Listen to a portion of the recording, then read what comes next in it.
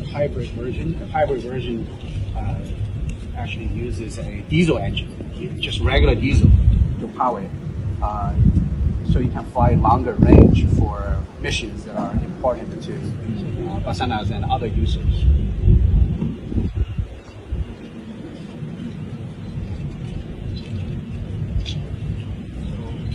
Flight control is actually all down electric.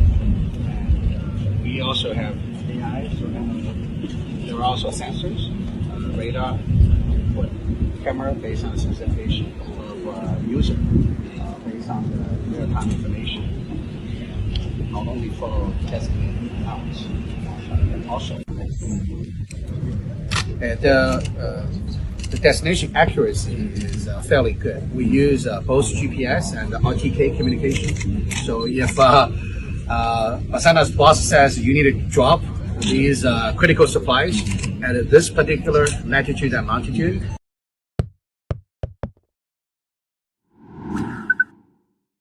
Halo, apa kabar?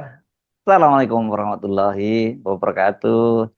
Senang sekali masih bisa ketemu loh kita di akhir pekan bersama kami dalam program Off the Record membaca berita di balik berita. Saya Hersu Bun Arif. Dan saya Gibita, senang sekali menjumpai teman-teman semua dan kita ngobrol-ngobrol ringan aja, ringan tapi Ngobrol serius ringan. sekali. Ya, tapi saya pasti bisa duga lah.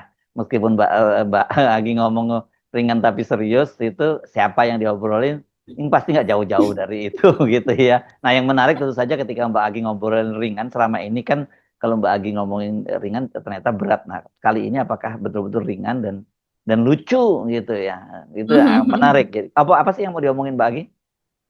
Ini yang lagi viral di media sosial, Mas Hersu, yaitu sebuah video yang memang kita melihatnya itu kok gini ya, gitu ya. Jadi di situ digambarkan Gibran itu berada di sebuah daerah, rupanya itu ada di Manokwari kalau tidak salah kan.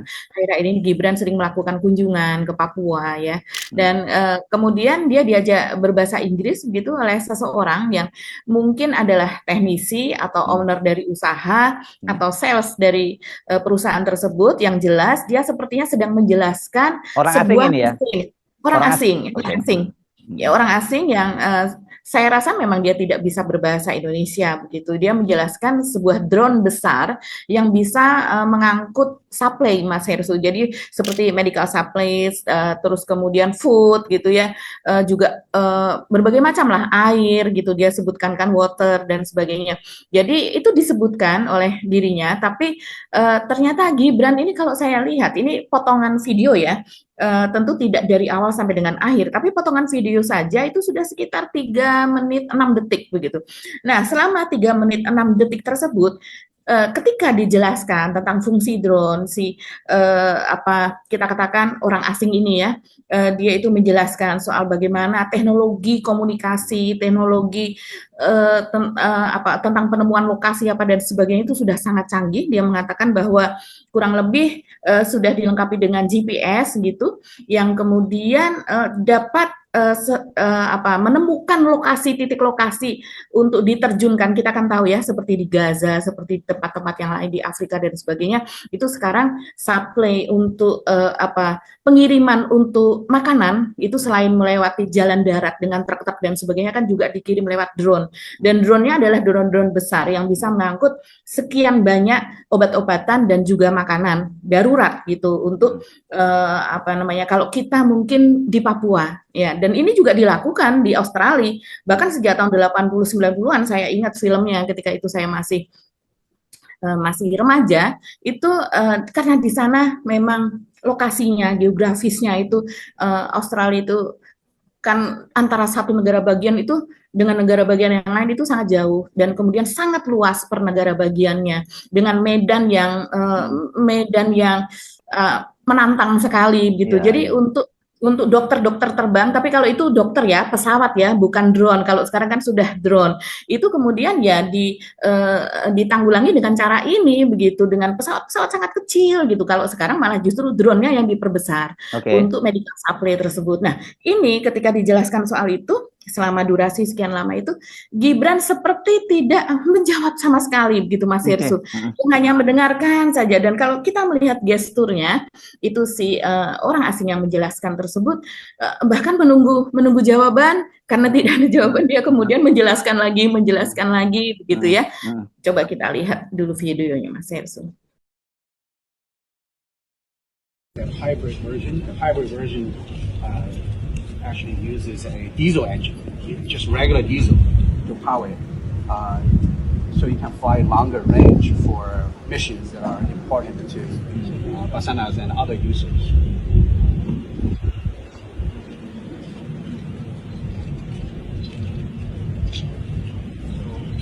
Flight control is actually all down electric, and we also have AI, so there are also sensors, radar, camera based on the specification of user, based on the real-time information, not only for testing out, and also the destination accuracy is fairly good. We use both GPS and RTK communication. So if Basarnas boss says you need to drop these critical supplies at this particular latitude and longitude, the accuracy can be within 2 meters. Oh, really? Yeah, with GPS plus RTK. Kita cuma perlu koordinat aja. Iya.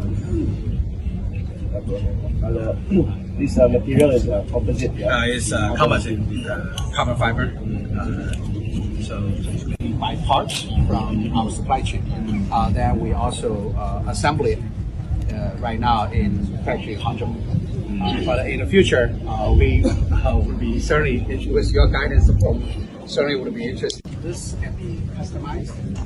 Right now, you see the door there, it automatically opens up to drop either medical supplies, food, or water to people in need. If they get stuck in the mountain or in the ocean, they can, yeah. So this is a unit stretcher pak.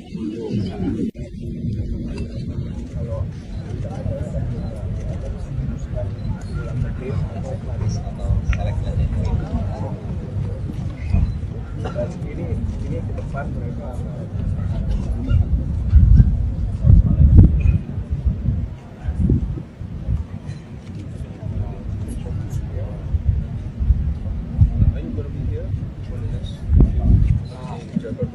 Yes, yes. Listen to your command. Yes, I think we can arrange it on the 16, 17. But we're preparing for the test flight now. Tinggal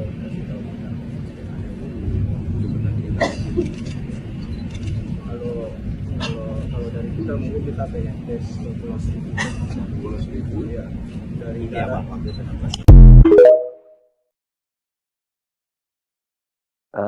Saya kira mungkin Gibran lagi terpukau, atau dia termangu, atau dia sedang memikirkan hal-hal lain berkaitan dengan tugas kebangsaan, tugas kenegaraan yang sangat berat. Ya. Jadi fokus pemikirannya tidak ada di situ, gitu. Jadi bukan berarti dia ingin mengabaikan si orang asing ini, bukan berarti dia tidak ingin menjawab. Karena kan kalau kata para netizen, terutama para pendukungnya Gibran, kan Gibran ini waktu pidato pakai bahasa Inggris saja canggih banget, Mbak Agi. Masa iya cuman ngomong gitu aja nggak bisa. Dan kita tahu dia itu lama sekolah di luar negeri, pernah di Singapura, pernah di Sydney, ya, malah di Sydney ini kan sampai dapat grade 12, kan berarti ya nggak mungkin lah dia nggak ngerti bahasa Inggris, Mbak Agi. Ya, berarti ini memang betul bahwa cara berkomunikasi Gibran itu dengan diam. Ya, begitu. Telepati, pembicaraan batin.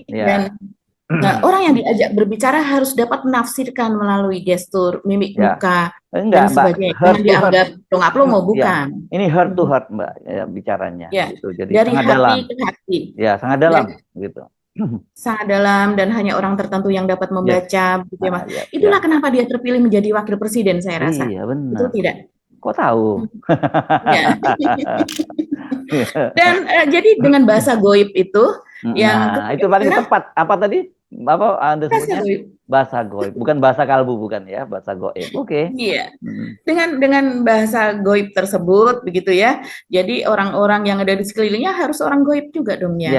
ya. Yang harus Oke, kan harus saya sesama satu saya lebih frekuensi. tertarik sih untuk mendengar apa sih apa komentar netizen ketika lihat video ini. Hmm, ini komentar netizen yang tidak bisa membaca secara goib ya, Yap, kurang lebih oke seperti ya. ini. Ini diunggah pertama kali kalau saya lihatnya ya, selain ini banyak sekali di akun media sosial, sekarang sedang viral. Tapi pertama kali saya lihat ada di akun Umar Syahadat Hasibuan atau @Umar Hasibuan. Ini salah satu kader PKB, ini memang sangat vokal kalau di X ya atau di Twitter.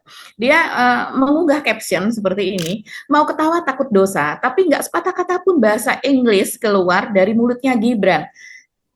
Pak Umar, saya sebetulnya ketika saya keraskan karena mereka masing-masing tidak memakai mic ya, tidak Gibran tidak memakai dan kemudian Bapak berbahasa Inggris yang menjelaskan juga tidak memakai. Jadi ini memakai kalau di secara tenis memakai suara atmosfer gitu, suara yang memang ada di udara.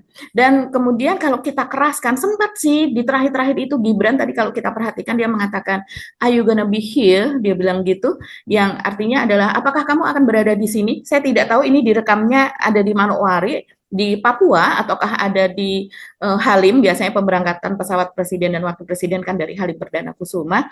Tapi yang jelas dia menanyakan begitu dan kemudian lawan bicaranya seperti bingung gitu maksudnya apa, terus kemudian dijelaskan in Jakarta. Maksudnya di sini itu adalah maksudnya di Jakarta gitu dan yang lawan bicaranya ini tertawa. Jadi itulah Are You Gonna Be Here, setidaknya Gibran bisa menjawab itu.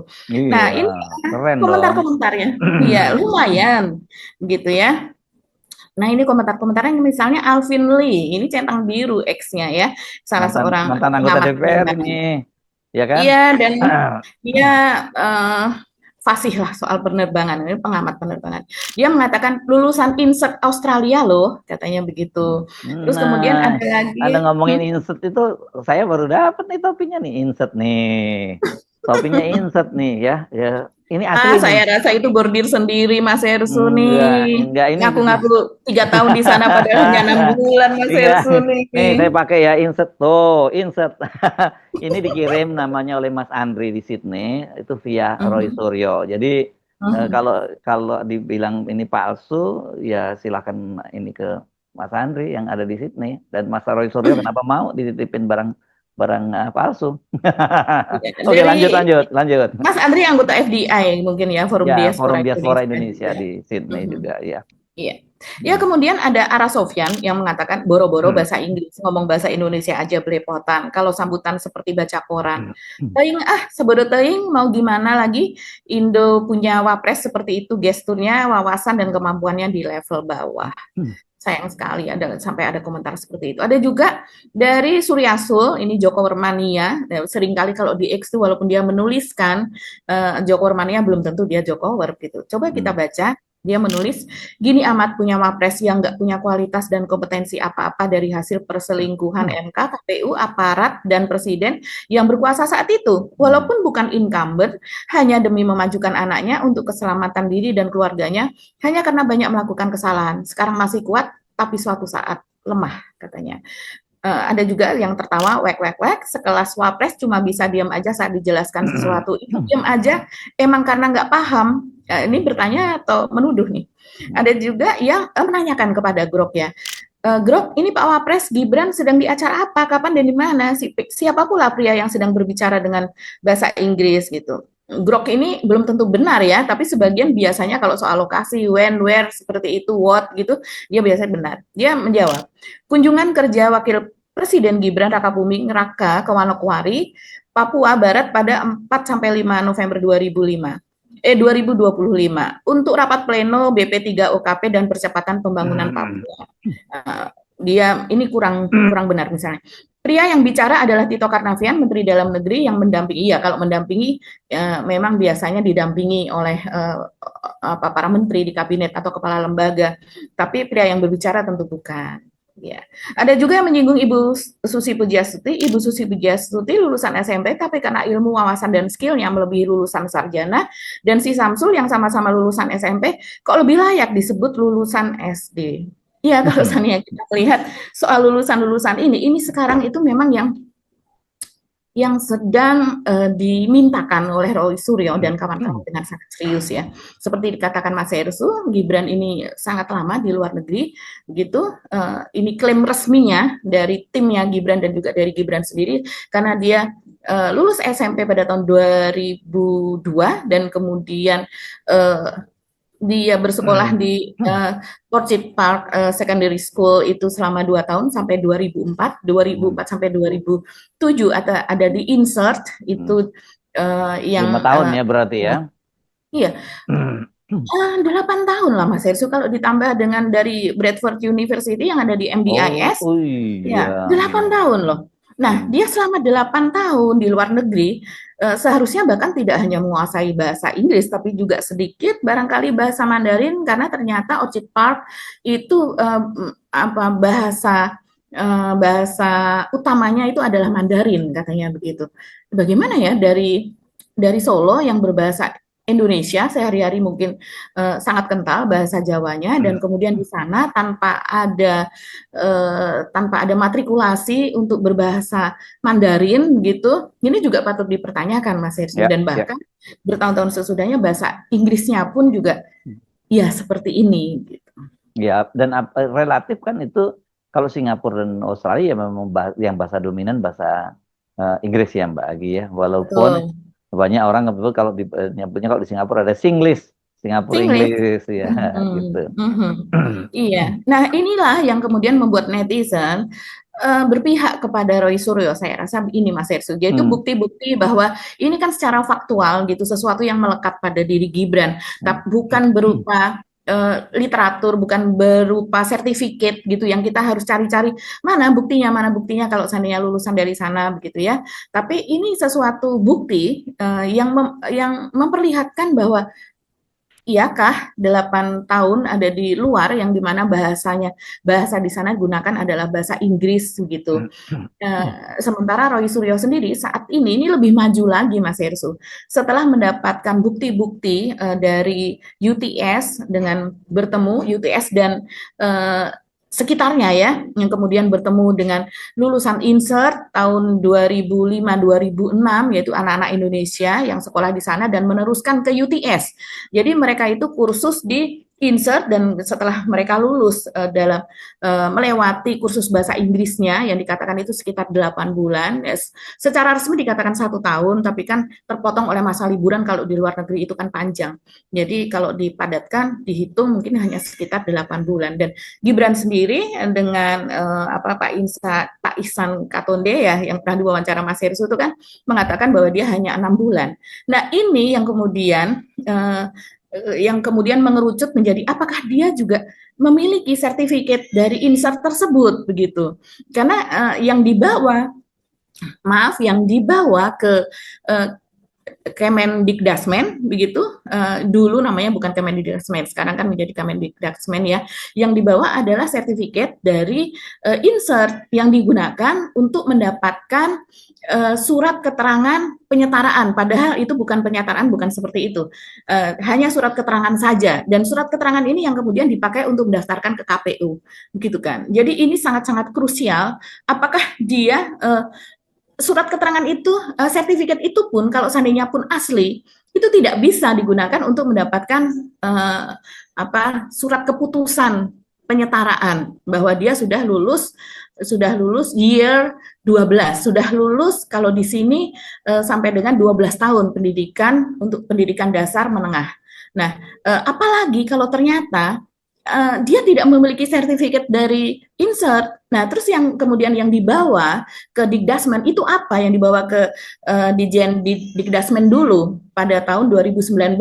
Itu yang dikejar sekarang oleh Roy Suryo. Dan ini sekarang Mas Hersu, ketika sudah sampai ke titik yang sangat kritis ini, akhirnya kan mempertanyakan tidak hanya ijazah SMA, tapi juga persyaratan apa yang dipakai begitu, dan persyaratan ini asli atau tidak. Jadi kemudian muncul dugaan gitu bahwa Gibran memakai yang lain ataukah memiliki duplikasi yang lain begitu untuk karena apakah 6 bulan dia sudah mendapatkan sertifikat dari insert begitu, lalu apa sertifikat kursus apa yang dibawa, ini kan makin memojokkan Gibran. Nah sekarang saya lihat di media dan kemudian juga di medsos gitu ya, rame sekali yang mereka menduga begitu ya dan mempertanyakan apakah penetapan tersangka kepada Roy Suryo, kepada Rismon, kepada Dr. Tifa, kepada Bang Rizal Fadilah dan semuanya Ibu Kurnia dan sebagainya itu